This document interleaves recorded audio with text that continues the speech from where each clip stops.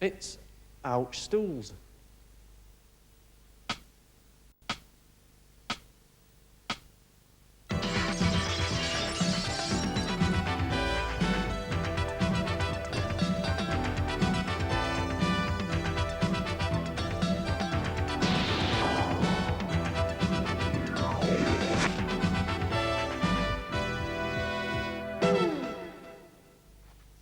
We've got everybody here. Okay, stop pushing.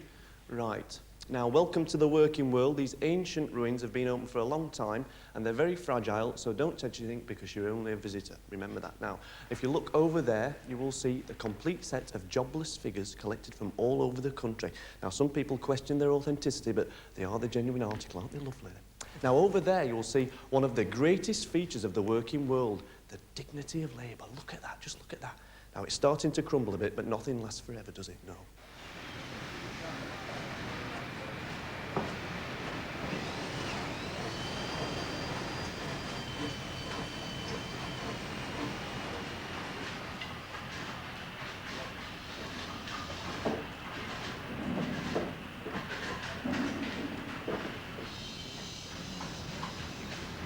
My father's in the business as well, you see, so it gave me a reasonable description of work line. I worked with my father on sites, so I came to this because I knew a bit about it. Really, you're on your own now, a lot more responsibility than what you've here.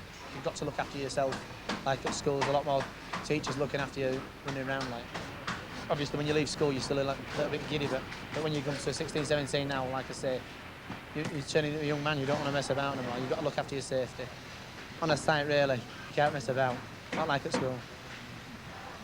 The main difference is work times. You've got to get here for 8 o'clock, finish at 5, finish at 9 o'clock. You start at 9 o'clock at school and finish at 3:30.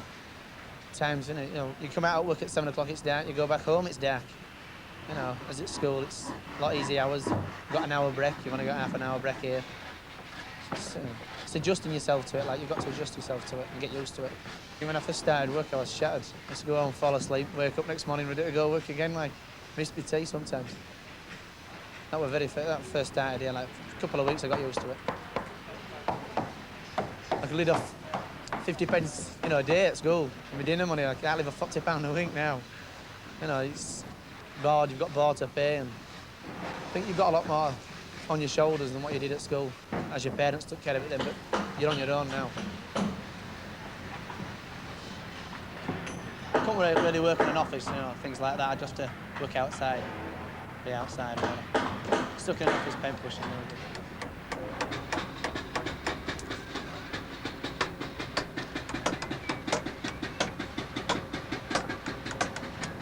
I chose to work on a building site because, like Simon, my dad's in, you know, he's got his own business. So I used to work with him weekends and holidays. So, you know, I got interested from there. I think our relationships are different, because at school, because they're your age, you know, you sort of like get on with them, okay, you know, because you're both the same age. But when you come to work, with them being, you know, older blokes, you know, a different sort of like relationship between you. So, you know, they're older. I think bosses are different from teachers. You know, obviously they're, you know, they're much better to get on with than it, you know, you can't call them by their first name or not by, you know, like at school you have to, you know, Mr. So-and-so. At work it's all first names and, you know, they call you by your first name. So it's a much better atmosphere. I personally didn't like school, you know, so I'm glad to get just to work from school really and then start work. It's more relaxed atmosphere at school, you know, it's always, you know, you've got to do certain things, certain everything. But at work, you're more relaxed, you know, always having a laugh all day long, you know, just time just seems to go away. It's not really nice working in rain and being wet all day long. So normally, you know, we come underneath the shelter. Bit of time you've had to, you know, a couple of hours working, you're just ready for a break and, you know, just to sit down and rest for a quarter of an hour. And you just, you know, just have a cup of tea or a sandwich or something at break time. You make a lot of friends when you come to it, but they're, you know, all a lot older than you. You know, a bloke's about 40, you know, a year old. But at school, they're all your own age. You know, everyone's your friend, really, at school. All your own age, you can go out with them at night and everything. So that's what I miss, really.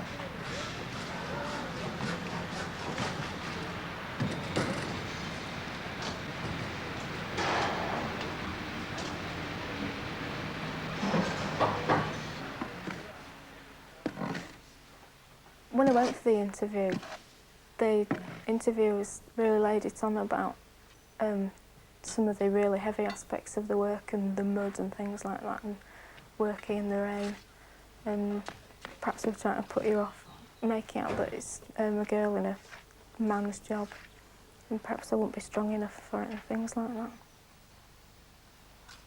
We start at 7:30, which means getting up at about 6 o'clock to get here on time, and at 9 o'clock we have a 10-minute break, and then there's another break for half an hour at 12 o'clock, and the day lasts until 4 or 3 o'clock on Fridays. Some of the older gardeners are very sort of, they don't think that a girl could do jobs as well as a man, and they're not strong. I mean, obviously, I'm not as physically strong as a man, but most of the jobs I can cope with. But you get quite a lot of discrimination. And like when you first start, like people swear and then for no particular reason then look at you just to see what reaction they get, expression on your face. So just ignore it. Working with men doesn't bother me so much now. I felt really odd at first, but now it's not so odd to find women gardeners, and they're getting used to it.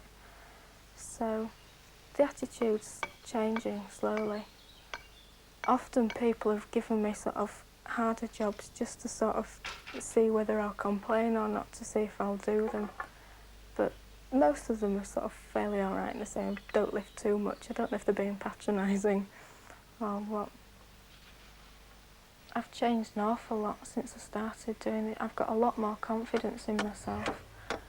I'm sort of standing up to other people, and if somebody's sort of taking the mickey over the job that I do, then I can stand up for myself. I don't mind so much that anymore.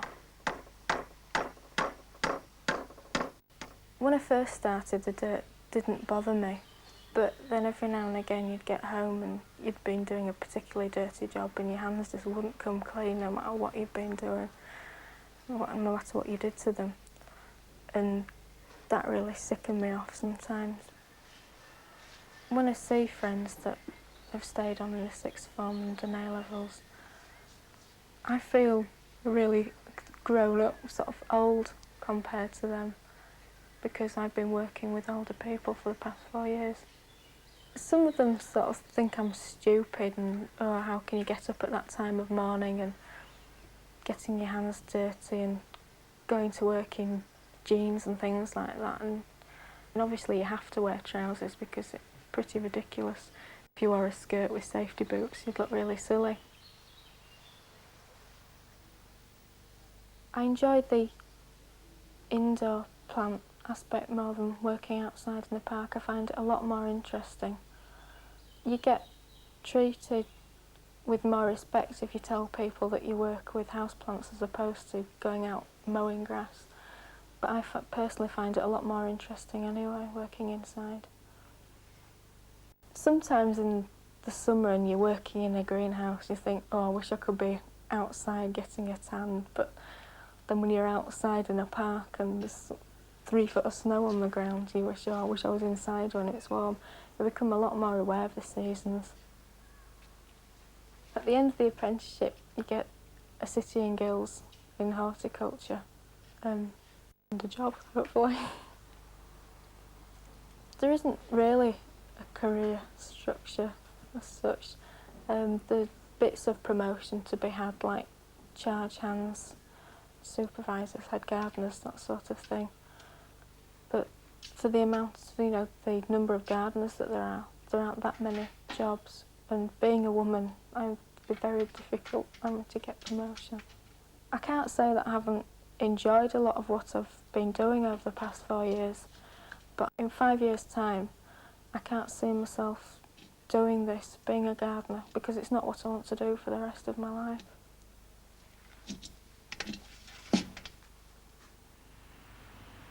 I'm a junior clerk working on the mortgage advance department. I start my day at 9 o'clock, and I'll probably start just working on applications that have come into the office, sorting them out, putting them into the system. if you're late, you're expected to work that in because of the fact you're being late, whereas if you're at school, it's just a mark in a register. The school I went to, I mean, I was expected to wear a school uniform, so I've got really my own choice of clothes, but I'm still expected to wear shirt and tie, so I've still got to come fairly smart for work. I used to work in a textile firm, working on the shop floor, and I decided that really it wasn't cut out for me. I enjoyed more. I thought I would enjoy more to work in a cleaner environment among more settled surroundings, really. When you first start, I mean, everything starts off very simple. You start off doing the real dog's body work in the department, and eventually, as the need arises, you tend to just get shown new jobs. So nothing's really thrown at you too hastily. You're not thrown at the deep end, and so it just tends to build up naturally, the amount of knowledge that you do acquire. Can I take all the necessary details and maybe look for it later? There's nobody really obviously supervising me. I'm not told what to do all the time. You're expected to use some of your own initiative to do certain tasks. You should know what work needs doing, what work doesn't need doing at the moment. The main benefit of working is money, really, I would say, definitely. Probably a greater sense of working on your own. You're got more independence in work. Sorry, Neil. We've got an urgent application in. Can't find it anyway. Am I right to go? If I was at school, I would just please myself. Whereas when I'm at work, I feel I have to please my bosses because they're actually paying me. You've got to sort out your money anyhow, the money that you're getting. You've always got your outgoings, your board, your lodgings. That's something that's taken more or less straight out of your hand as soon as you're paid. When I started to pay board, I thought I should be given a lot more responsibility, a lot more independence, go out when I want, come in when I want. All of a sudden I felt I was growing up because of the fact I was earning money. I should be able to spend it how I please. And it didn't work out like that. My parents, I mean, they didn't see it like that. They thought that maybe I should be a bit more sensible with my money. I should only go out when I've got permission. Eventually, it just came together with a little bit of give and take, really. I would say I'm ambitious in the amount of money I would like to earn or the job I would like to do, but I don't see where my ambitions are going to take me. I don't really see the job I've got now as a stepping stone onto another one. It's just what I'm doing now at the moment. And in 2 years' time, 3 years' time, whether I'll be bored with my job, I don't know. Sorry, Neil, at school, I always enjoyed doing sort of project work and working with my hands, building things. But when I went to work on the shop floor of a textile firm, I found myself just changing gear wheels, things like that. So to me, it doesn't seem very much different to what I'm doing now. Maybe if I was a craftsman, I suppose that's different. But working on the shop floor, you're not really using your hands. You're just doing manual jobs, the same as you are in an office. The work is a lot lighter. There's no heavy lifting in it. But that, to me, seems the only difference.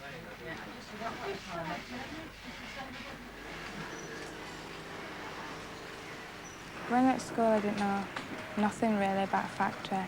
I didn't particularly want to go in a factory. It just kind of happened, really. But I didn't know what a factory was like at all. I don't really know why this place, just, the first one that appealed to me. I was looking for a sewing job, yeah. And there was this one and another one, and I chose this one. I like working inside all day, and the people are really friendly and great to get on with. So factory life is, quite pleasant, really. Machining, I don't mind being at the machine all day. It does get boring at times. But once you get, carried away where you're working and once you can keep going, time passes, pretty quickly. It's quite a tiring job. Depending how your day's gone, it's not so much the work that's tiring. It's if, it's a bit tedious sometimes and you can have bad days and good days. I do go out with some workmates from here. We go out birthdays and celebrate. There's a big party organised for Christmas. But mainly there's just a couple of friends I go out with which are my age. But there's all ages here and, you know, you can go out and enjoy yourself with them all. We expect them to come to work at the appointed hour, to carry out the job that they're told to do, to manufacture the clothing which we manufacture to the best of their ability, not just in quantity but also in quality, because they or their parents are the end consumers of the product, and we've got to make something which people want and can accept in competition with all the merchandise that is flooding into this country from all over the world with whom we compete. It's just the same routine all day. It gets a bit boring. It's all right. If there's a lot of work to do, you hardly look at clock at all. But if there isn't much to do, you're always looking at clock and looking for more work. I'd rather be working with horses and be out in fresh air. But then I thought, well, I'd rather have my own horse and I could do what I want with him. And then if I keep this job, I'll have the money to do that. Whereas if I ain't got this job, I won't have enough money. And I'll just be bored all day anyway. You just come in on the morning at 8 o'clock and you work till 10 to 10. You have 10 minutes break. Then you have dinner at 1 o'clock or past. Then you work right through to 4:30. I arrive here also around 8 o'clock, just before or just after, and I probably finish around 6:30, 7 o'clock. But then I've got things on my mind at home and might have to make phone calls about business then. But that's what I enjoy doing, and I think perhaps I get remunerated for doing that as well as I should be. The employee, I think, goes home, and should go home, in a more relaxed state of mind and shouldn't be worrying about what they're going to be sewing next day. That's our job. I thought it'd be a lot easier than what it is. I didn't think, well, to me, I thought, oh, you'd be able to sit and talk to people, be able to do what we want and that. When I came, I knew it was completely different. You can't, you've got to sit and you get paid for working, not for talking. I get £35, and for a 16-year-old girl, it should do. It goes up every year for your birthday until you're 19, then it doesn't go up. But then you get factory rises when everybody else gets them. You've got to be able to sew straight and be able to be quick and that.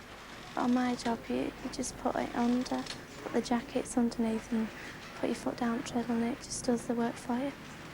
You've just got to be quick at it. You're supposed to do 300 a day, but it's not very often we get 300 because there's not much work that comes through sometimes. Maybe about twice a month you might get 300 jackets. Just depends when it's busy. You can't, like at school, you can rely on your teachers. You can ask them and that to help and ask your friends. But when you're working in a factory, you can't be running to your boss all the time. Can you help me with this? Can you help me with that? Because they just won't do it. So you've got to learn to be able to do things for yourself. You've got to be interested in what you're doing, and you've got to have a reasonably happy time with it, because you're spending a fair chunk of your life actually working. And I think to me, work is probably exactly the same. My attitude to work is probably just the same as it is to somebody just starting on the shop floor.